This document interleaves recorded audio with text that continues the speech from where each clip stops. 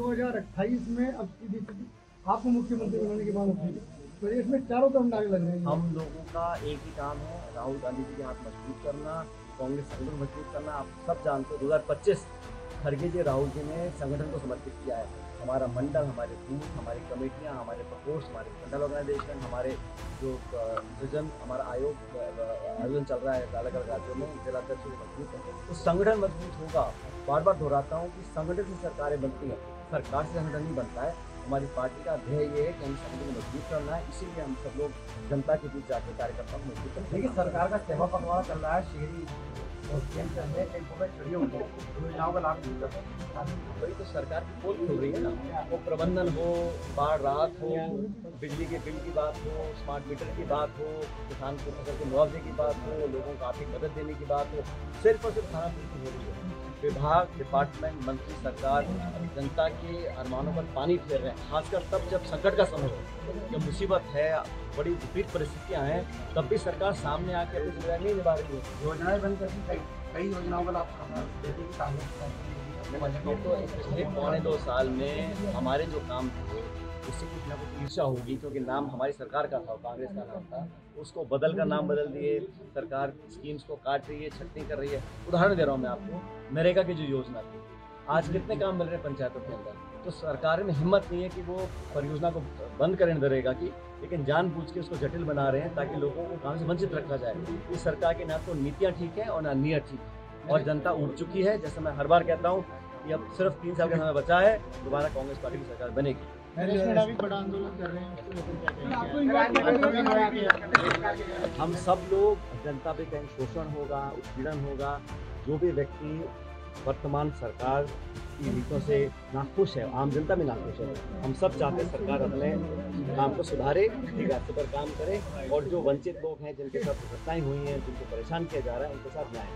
Social media पर एक post viral हुई जिसकी सचिन पायलट के निजी साइट में फोन उठाया। अब ऐसा है, आजकल सब अपना नाम उछालने के लिए सोशल मीडिया पे क्या लोग देख रहे हैं, उसका कोई अंत नहीं है। सर, परिणामी की आए थे, उन्होंने कहा कि कांग्रेस पार्टी कौन है थे? क्या हुआ उनको? उन्होंने कहा कि कांग्रेस पार्टी वो झूठ बोलती है, चाहे वो भले आदमी खुद अलग अलग पड़े हैं, इसलिए इस प्रकार की बातें कर रहे हैं। बहुत बड़ी वोट चोरी की गई थी, उसके प्रमाण पूरे देश के सामने राहुल गांधी जी रखे थे। उसके पश्चात हमने कुछ सवाल पूछे थे निर्वाचन आयोग से।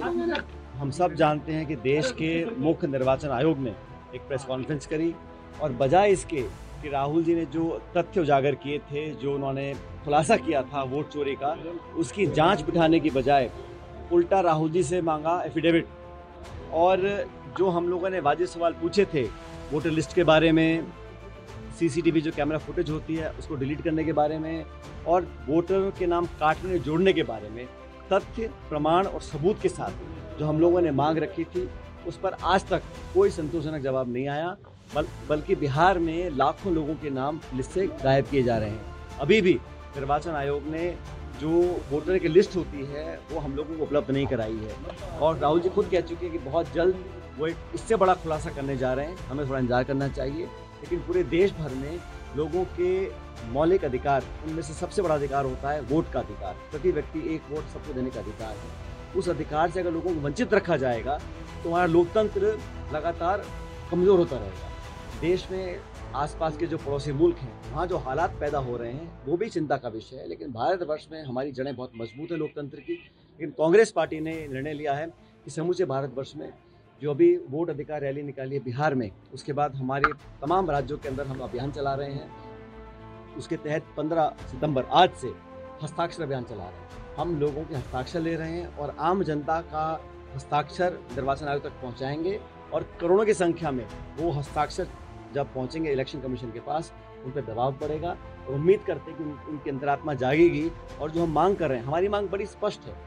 हम आरोप ही नहीं लगा रहे हैं। अगर गड़बड़ी पाई गई है, चोरी पकड़ी गई है, तो उसका सुधार करने के लिए निर्वाचन आयोग क्या कर रहा है, और इस बजाय इसके कि बीजेपी के प्रवक्ता जवाब दें, बेहतर ये होगा कि निर्वाचन आयोग खुद एक जाँच स्थापित करे और तथ्यों की जानकारी ले। हम लोगों ने हस्ताक्षर अभियान पूरे देश में चलाया है। आज हम लोग राजस्थान में टोंक में खुद यहाँ पर इसको चालू करूँगा, लोगों के बीच जाएंगे हम लोग। और इससे पहले हम लोगों ने पदयात्राएँ करी हैं, प्रोग्राम किए हैं। कल छत्तीसगढ़ का मैं प्रभारी हूँ, वहाँ पर हम अभियान को चालू कर रहे हैं। तो लगातार जनता का दबाव बनाने के लिए कांग्रेस के तमाम नेता कार्यकर्ता अलग अलग स्तर पर अपना काम कर रहे हैं, ताकि जनता को जागरूक रख सकें। जिन लोगों के वोट कटेंगे, जिनकी वोट चोरी होगी, वो सबसे गरीब, सबसे पिछड़े, सबसे दलित और आदिवासी वर्ग के लोग होंगे। इसलिए हमारा एक नैतिक जिम्मेदारी बनती है कि लोगों के वोट को बचा कर रखें। मैं उम्मीद करता हूँ कि हम लोग जिस ईमानदारी से काम करना चाहते हैं, निर्वाचन आयोग भी निष्पक्ष होकर पारदर्शी तरीके से चुनाव को एक्टिविटीज़ को मॉनिटर करेगा। और जो प्रणाली है हमारी इलेक्शन उसमें जनता का भरोसा बना रहे, उसके लिए बहुत ज़रूरी है कि प्रत्येक नागरिक का जो एक एक वोट है वो कीमती है, वो पढ़ सके। मुझे खेद है इस बात का कि आज तक भी कोई संतोषजनक जवाब इलेक्शन कमीशन ने दिया नहीं है। जो मुख्य निर्वाचन आयोग के अध्यक्ष हैं, सीसी जो हैं, उन्होंने प्रेस कॉन्फ्रेंस करी। हमने कहा भाई आप 45 दिन में सीसीटीवी की फुटेज क्यों खराब डिलीट करना चाहते हैं, क्योंकि कोर्ट में जाएंगे, प्रमाण क्या होगा हमारे पास? कोई जवाब नहीं आया। आज हम लोग पूरे प्रदेश भर में इस कार्यक्रम चालू कर रहे हैं। इसके अलावा भी हमारा जन जागरण का अभियान, पब्लिक आउटरीच प्रोग्राम, साक्षरता अभियान, अलग अलग मूवमेंट्स कर लोगों को इससे जोड़ रहे हैं। और मैं आपको विश्वास के साथ कह सकता हूँ, पूरे देश में आज ये लोग समझ गए हैं कि कहीं ना कहीं गड़बड़ी है। उसको सुधारने के लिए तुरंत प्रभाव से निर्वाचन आयोग को काम करना चाहिए। वो दबाव बनाने के लिए पूरे देश में कांग्रेस का प्रत्येक कार्यकर्ता पूरी एडीटोरी का जोर लगा है। मुझे लगता है कि जो मापदंड हैं स्थापित हैं। पहली बात तो दुर्घटनाएं नहीं होनी चाहिए। जो हुआ उसकी भी जांच अभी पूरी हुई नहीं है। कौन दोषी है? कोई तो दोषी होगा। अगर निर्दोष लोगों की जान जा रही है, बच्चों की, निर्दोष मासूम बच्चों की जान जा रही है, कोई जिम्मेदार तो होगा। कोई कर्मचारी, कोई अधिकारी, कोई मंत्रालय, कोई ठेकेदार, कोई जवाबदेही लेगा इसकी। वो हो नहीं रहा है। और जो स्थापित नियम है उससे परे हटकर अगर हम काम करते हैं तो उसको लोग सही नहीं मानते। मुझे लगता है कि उनकी सहायता तुरंत होनी चाहिए, प्रभावी होनी चाहिए और नुकसान के आधार पर लोगों को धनावंतन करें, ताकि लोग कुछ भरपाई हो सके। जो चला गया दुर्भाग्यवश वापस नहीं आएगा, लेकिन सरकार को थोड़ी संवेदनशीलता दिखानी चाहिए। पूर्ववर्ती सरकार के समय में जो मामला था वो सरकार गिराने का, इसको लेकर आज हाईकोर्ट ने क्लोजर रिपोर्ट दे दी है। और मैंने कोई रिपोर्ट देखी नहीं है, लेकिन जो भी कोर्ट का निर्णय आता है उसको हम सबको स्वीकार करना चाहिए। और मुझे लगता है कि न्यायपालिका में सभी का भरोसा है। न्यायपालिका में कभी कभी देरी हो जाती है, लेकिन अंत में मुझे लगता है कि देश की जो न्यायपालिका है वो बड़ी सुदृढ़ है, मजबूत है। और जब कोर्ट का निर्णय आ गया तो फिर अब कुछ बचा नहीं कहने को। विधानसभा में पूरा मामला फेक था, कहीं ना कहीं जिस तरह का फ्रॉड किया गया पूरा मामला पहले वाली सरकार में। आप कह रहे हो और कोर्ट कह रहा है, तो हम उससे अब क्या कहना चाहते हैं? विधानसभा में एक्स्ट्रा कैमरे लगाए गए हैं, उसको लेकर हाँ, ये जो मामला उठा है विधानसभा के अंदर, मामला जो उठा है विधानसभा के अंदर दुर्भाग्यपूर्ण है। और ये जो कैमरों के माध्यम से अगर कोई जासूसी करने की कोशिश कर रहा है तो वो नियम, मर्यादा, परंपराओं के सख्त विरुद्ध है। ऐसा होना नहीं चाहिए। और खासकर विपक्ष से जो लोग, हम लोग सदन के अंदर क्या रणनीति बना रहे हैं, क्या हमारे एक्शन रहेंगे, हम लोग अल्टीमेटली जनता के बाद उठाने के लिए वहाँ गए हैं। तो ये जो निगरानी करने का जो एक मामला सामने आया है बड़ा दुर्भाग्यपूर्ण है। इसकी बहुत उच्च लेवल पर जांच होनी चाहिए और अगर कोई दोषी है उस पर उचित कार्रवाई देखने के लिए लगाए गए हैं। जैसे मैंने कहा ना, जासूसी का जो प्रकरण सामने आया है बड़ा गंभीर है। इसको लेकर नेता प्रतिपक्ष, बाकी सब विधायक साथी गवर्नर साहब से मिले थे, अपना ज्ञापन दिया है। और हम तो चाह रहे हैं इसमें पूरी गहन जांच हो और इस तरह की गलत कार्रवाई अगर कहीं हो रही है जासूसी को लेकर तो नहीं होनी चाहिए। मैं तो कहता हूँ जासूसी किसी प्रकार की भी तो हनन है, लोगों को जो प्रिवेसी इशू है तो ध्यान में रखना चाहिए। और इस प्रकार के जब सत्य सामने आते हैं तो बात बिहार में चुनावी सर्वेक्षण भी होनी है। आपको क्या है, किस तरह की चीज़ें हैं? और कांग्रेस का देखिए, बिहार में जो रैली निकाली थी, यात्रा निकली थी राहुल जी और तेजस्वी यादव जी, वो बहुत कामयाब रही है। और वहाँ पर लगातार 20 सालों से लगभग एक ही शासन चल रहा है। इंजन भी डबल हो गया, लेकिन वहाँ पे धरातल पर कुछ कार्रवाई नहीं हुई। अब लोगों में गहरा संतोष है। और अभी तेजस्वी एक और यात्रा निकाल रहे हैं कल 16 तारीख से। तो लोगों का रुझाव, मतदाताओं की धारणा हमारे गठबंधन के साथ है। लगातार हमारा गठबंधन और बढ़ रहा है। सीट शेयरिंग को लेकर हम चर्चा कर रहे हैं। जब भी घोषणा होगी चुनाव की, ये जो वोट काटे गए हैं इसका भी हम लोगों ने पूरा मजबूती से इसको उठाया है, न्यायपालिका में उठाया है, इलेक्शन कमीशन में उठाया है, और हम किसी को मनमानी नहीं करने देंगे। हम चाहते हैं चुनाव फेयर एंड ट्रांसपेरेंट तरीके से हो।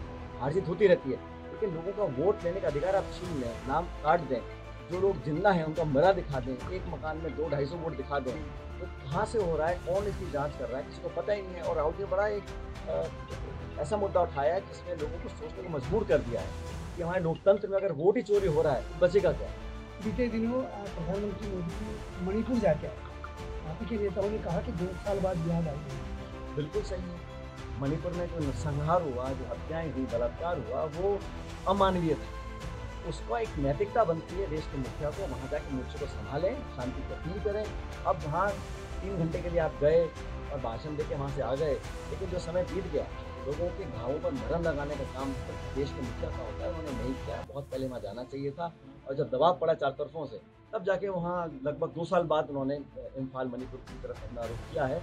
और मुझे लगता है कि बहुत पहले इस यात्रा को उनको करना चाहिए। विपक्ष लगातार पंचायत राज और नगर निकाय चुनाव को लेकर बात कर रहा है, लेकिन अभी फिर मंत्री जी का बयान आया कि भाई इस साल विपक्ष नहीं कर रहा है, ये संविधान में लिखा हुआ है कि 6 महीने के अंदर आपको चुनाव कराने हैं। ऐसी क्या मजबूरी है, क्या व्यवस्थाएं हैं, क्या विशेष परिस्थिति है कि आप चुनाव कराने से डर रहे हो।